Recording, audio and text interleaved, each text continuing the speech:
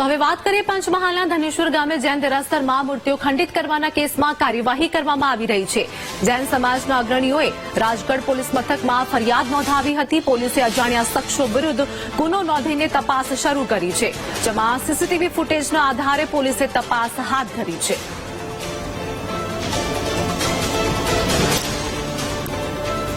સંવાદદાતા વિવેક અમારી સાથે જોડાઈ ગયા છે. વાત કરીએ પંચમહાલની અંદર જૈન દેરાસરમાં મૂર્તિઓ ખંડિત કરવાના કેસમાં કાર્યવાહી, હાલની શું વધુ અપડેટ?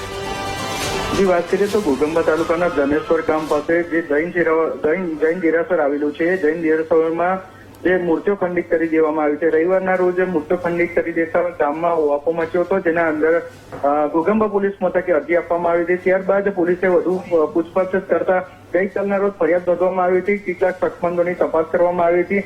હાલ જોવા જઈએ તો આ વાતાવરણ દોડવા માટેનો એક પ્રયત્ન થઈ રહ્યો છે, જેના અંદર પોલીસ તટસ્થતાને લઈને સીસીટીવી ફૂટેજના આધારે વધુ તપાસ હાથ ધરી હતી.